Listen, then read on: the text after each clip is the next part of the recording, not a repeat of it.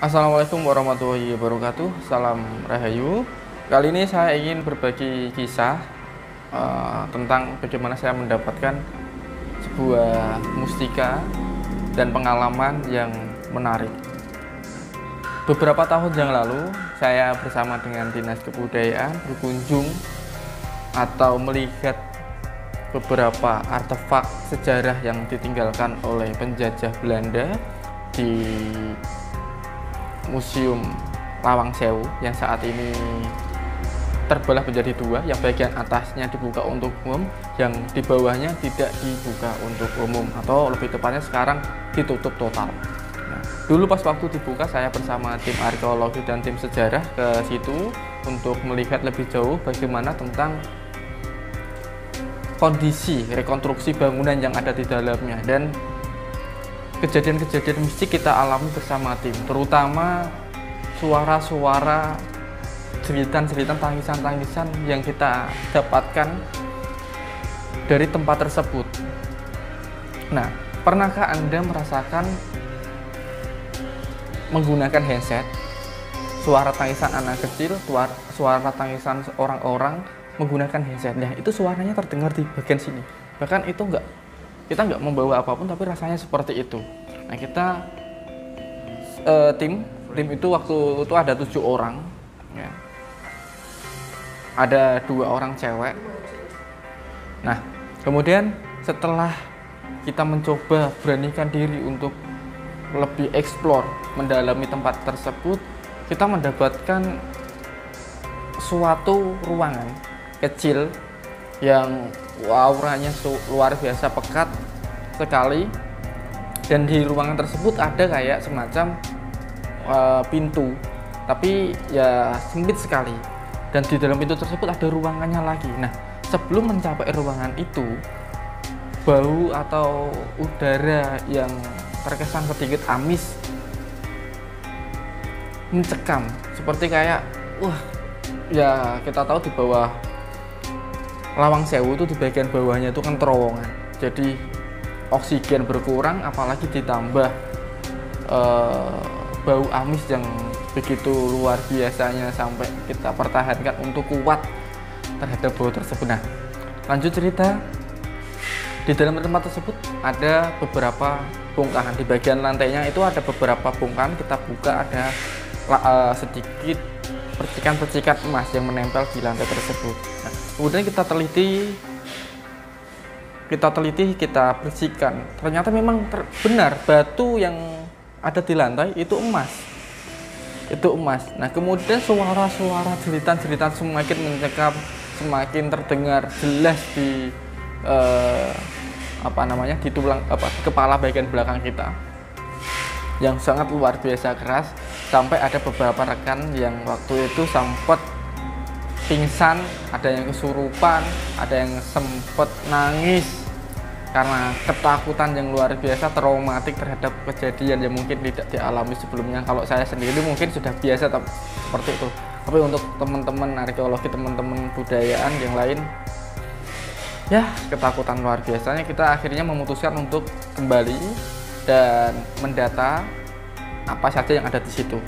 Singkat cerita, saya paling belakang.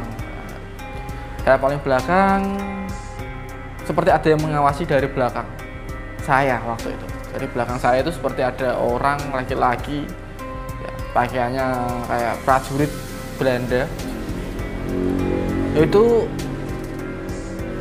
seperti melihat saya dengan tatapan yang penasaran, itu tatapan yang seakan-akan nyata, seakan-akan kita berada di dimensi yang sama. Nah, kemudian teman-teman saya yang wanita saya suruh duluan, saya ditemani oleh orang tua. Maksudnya orang tua itu orang yang lebih tua dari saya, beliau tugasnya di Dinas Kebudayaan. Saya suruh temani. Waktu itu saya berdiam diri sebentar, saya mencoba untuk berinteraksi tentang kejadian masa lampau yang terjadi di situ, dan ternyata beliau itu tokoh besar dulu di masa penjajahan yang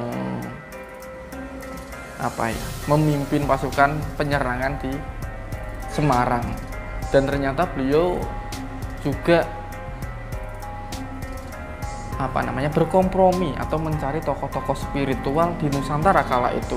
Beliau memiliki satu mustika, yang mana mustika tersebut terdapat 999 khodam.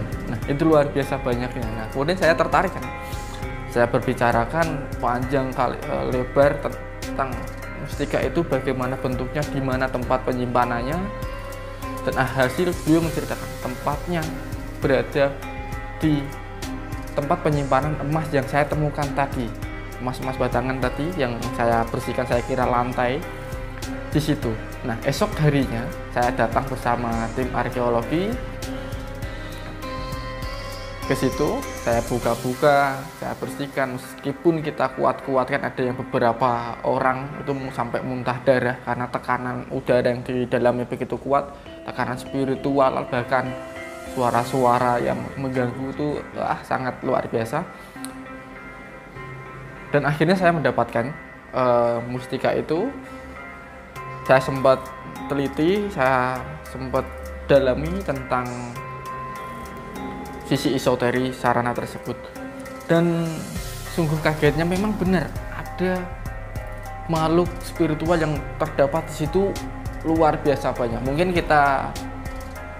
saya sendiri ya seringkali mengungkapkan sarana spiritual 1 khodam, 2 khodam, 3 khodam, paling cuma seperti itu. Tapi kalau ini sebenarnya tidak saya ungkapkan karena ya ini koleksi saya pribadi, ini saya temukan beberapa tahun yang lalu, tapi ini perlu untuk Anda ketahui, dan untuk mustikanya nggak saya tunjukkan di sini. Mungkin jika Anda tertarik atau pengen tahu tentang bentuk mustikanya seperti apa, mungkin bisa langsung kontak nomor yang tertera di bawah sini, dan itu sifatnya pribadi.